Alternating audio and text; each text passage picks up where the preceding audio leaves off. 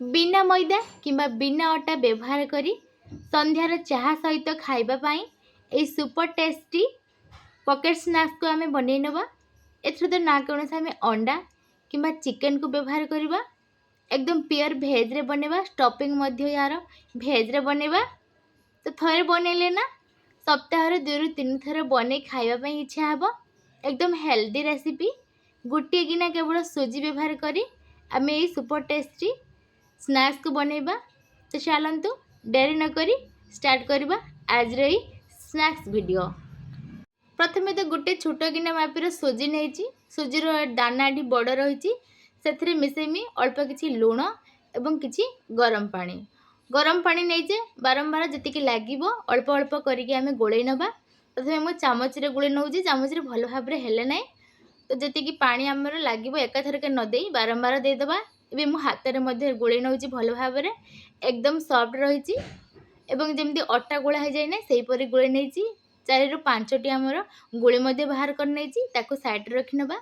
एवं स्नैक्स रो स्टफिंग पाई कढ़ाई नवा किसी तेल, तेल गरम हेले से अल्प किसी दवा जीरा एवं किसी कंचा लंका ताकू भलसे हेला पर ना आम नहीं नवा किसी गाजर एवं किसी आलू को ताको छोटे छोटे पीस कर काटी नहीं किसी समय एमती तेल रे फ्राए कर नवा।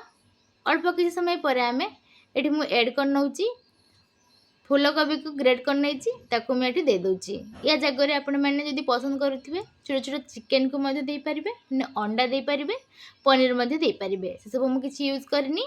अल्प किसी समय पर गोटे टमाटो को मुझे काटी रखीदे ताकू एड करनवा। साथ में दबा गोटे चामच लंका गुंड एवं गोटे चामच हलदी गुंड। एवं स्टफिंग को भल भाव में आम गोल नवा, 1 ରୁ 1.5 मिनट फ्राए करनवा। कलर चेंज हो गलानी। एवं स्टफिंग आम रेडी हो जाए साइड रखी नवा। जब आम सुजी को गोले रखी ना से 5-6टी एमती छोट छोट गोली आम काटी नहींचे।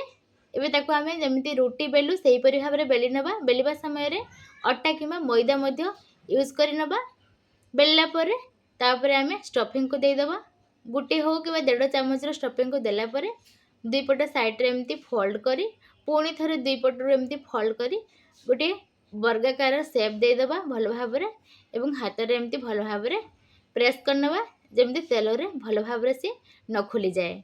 एभली भाव में आम सब जाक रुटी को यहपरी बेली नवा। प्राय तो 5 ରୁ 6टा आमर हो जापरी भाव में बेली नवा।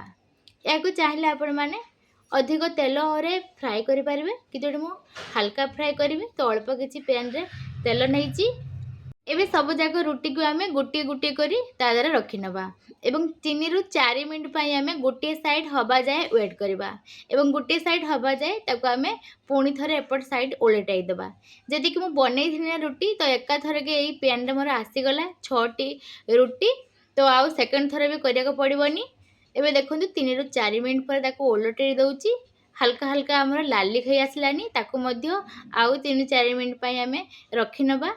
एवं तार 2 पट साइड एकदम परफेक्ट भाव में हो जाए लाली कलर देखा जाउची। तो मु सुजी रे करची तो बेसी एथिरे कोनोसी तेल देवा नहीं, हल्का तेल रे हमर हो गला क्रिस्पी मध्य हेची। एबे आमे गैस रो फ्लेम को ऑफ कर दवा। गोटे प्लेट को ता सर्व करनवा।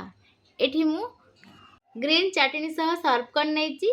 आपण मानको मु काटिकी भी देखौची केते क्रिस्पी हेची, भीतर एकदम केते सुंदर जमिति समोसार स्टफिंग सेही पळी भाबरे लागुची। आपण माने भी थरे एमती निश्चय ट्राई करंतु। समोसा ठार मध्य कम लागबनी यार टेस्ट।